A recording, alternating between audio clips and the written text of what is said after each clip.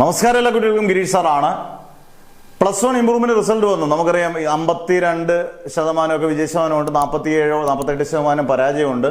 എന്തായാലും പരാജയപ്പെട്ട കുട്ടികളാണെങ്കിലും ചില കുട്ടികൾ റീവാലുവേഷൻ കൊടുക്കുന്നുണ്ട്. സ്കൂട്ടണി എന്ന് പറഞ്ഞാൽ നമ്മുടെ മാർക്കിൽ അവിടെ ഒന്ന് കൂട്ടി നോക്കുന്നതാണ്. സ്കൂട്ടണി ഉണ്ട്, ഫോട്ടോ കോപ്പി ഉണ്ട്.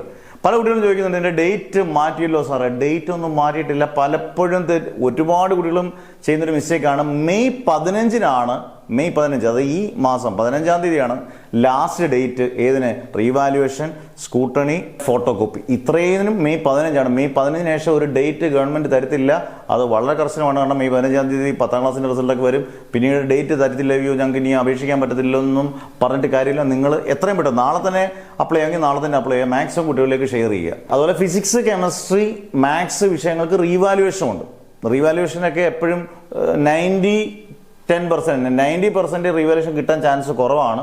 10% ഈ പറഞ്ഞ പോലെ റീവാലുവേഷൻ റിസൾട്ട് കിട്ടും. റീവാലുവേഷൻ റിസൾട്ട് അത്യാവശ്യം മാർക്ക് ഇച്ചിരി കൂടുതൽ കിട്ടിയാൽ നിങ്ങൾക്ക് റീവാലുവേഷനുള്ള 500 രൂപ കൊടുക്കുന്ന തുക അതേപോലെ നമുക്ക് തിരിച്ച് കിട്ടുകയും ചെയ്യും.